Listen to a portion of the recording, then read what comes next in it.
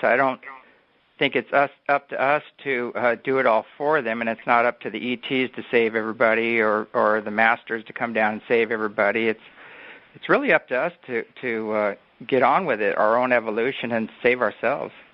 Yeah, because that's what I found. They are not going to save us. They're watching because this is the greatest show on earth, but it is up to the person. Otherwise, how are you going to evolve if you have somebody else doing everything for you?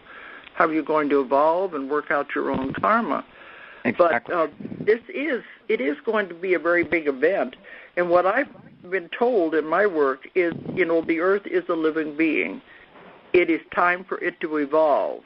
It will evolve, but it doesn't care whether it's going to take the human race with it or not. It will evolve on its own. And if we want to go with it, we're going to have to change in order to our vibrations to match it to go. But it's up to the individual how we're going to do this and how we're going to move forward. Exactly. I always say resistance to enlightenment is futile, Because it's going to happen either way. Yeah. Whether you want to go or you want to stay with the other. They said even those that are left behind, it's not going to matter because eventually they will go. This is all part of evolution. But do you want to wait and have to keep coming back again and again, working out more and more karma, or do you want to move on now? That's the thing. Yeah, exactly. It seems like, I always tell people that, we are the ones choosing. There are no chosen ones. The chosen ones are the ones who choose, to live in harmony with each other and the planet and evolve their souls and make their own personal connection with God, Creator, Spirit, whatever you want to call it. Yeah. And, and it doesn't matter what culture you are or what religion you are. This transcends all of that. And once we understand that, we can start, understanding this unity consciousness, how we all, breathe the same air, we all came from the same source, we all return to the same source, and everything in between is just an illusion, Or it is. I've heard that many times, and I've written about that. They said, this is just a game. Yeah. It's just a play, and it is an illusion, and we buy into that. That's the problem. But I know every time I give a lecture on this, I have people coming up to me, and they're worried about it. Will I go? They're afraid of being left. And I've been told, if you are interested in this, if you realize something is happening, then you're almost guaranteed you will go. It's the other ones that are still steeped in negativity, doing the wrong things, although they say there is no good and there is no bad, it's all lessons. But they're steeped into this, and they're the ones that will have the problem. But people who know something is happening, it's guaranteed they're going to go. Oh, yeah.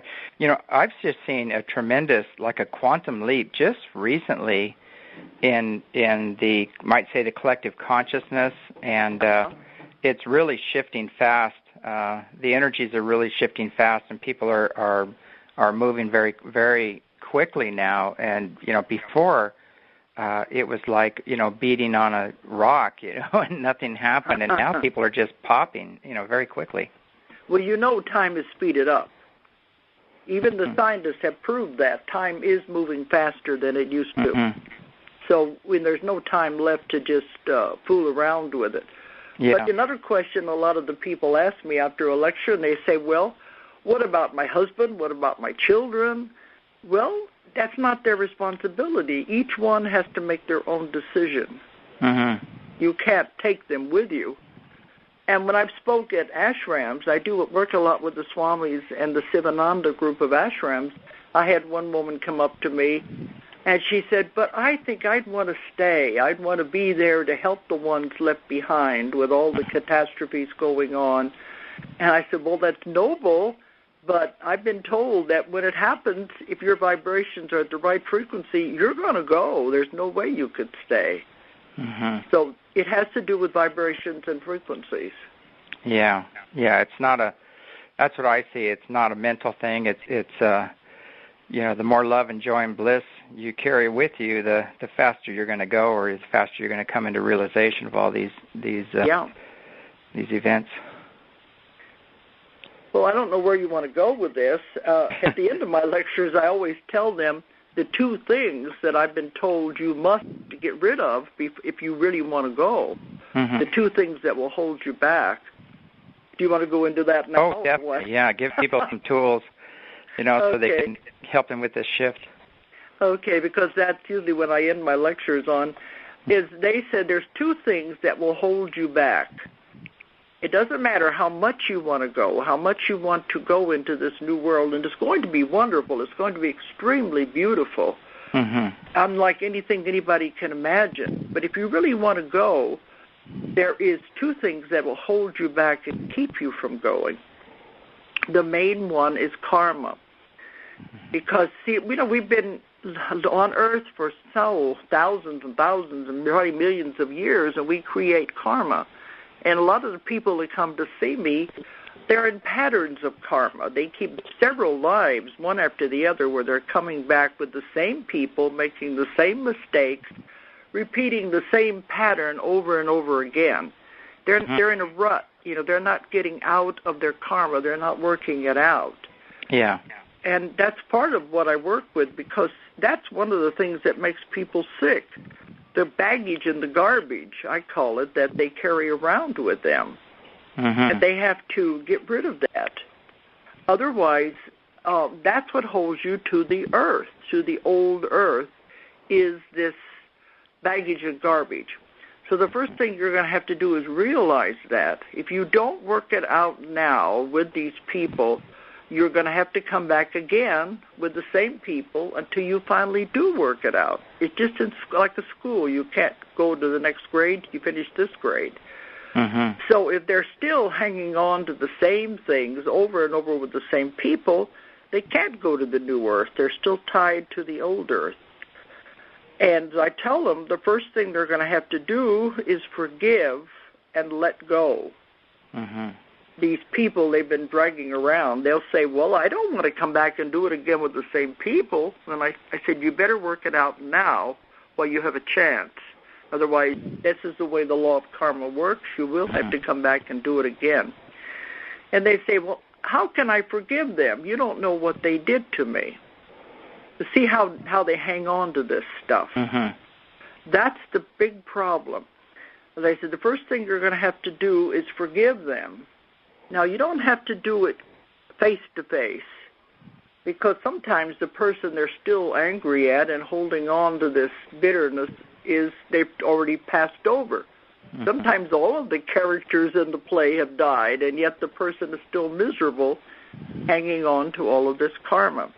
You don't have to do it face-to-face. You can do it on an unconscious level by communicating with the person and saying, well, for instance, you probably know, James, that when you come into a life, you make a review of your life you've just left.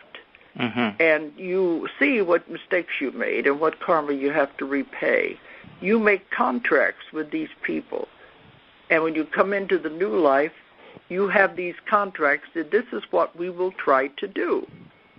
And you're more or less bound to them. Well, people get in here, they forget what they were coming in to do, and they're making the same mistakes again and again.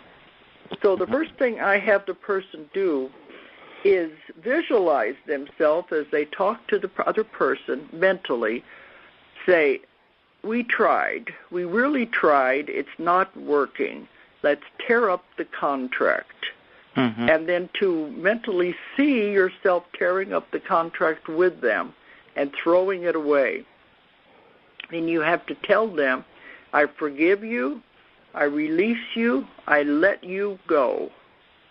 You go your way, I go mine. We don't have to be connected anymore at all. And you have to really believe this. And when you do this, it's very powerful. And when you release them, they don't have any ties on you anymore. Everybody, they know how to push your buttons. People like that. Oh, yeah. It's a game to a lot of people. They want to push your buttons. They want to get you upset. Well, once you do this, there's something happens, and they can't push your buttons anymore. Yeah. So after a while, they just get tired of it because it's boring, and they stop playing.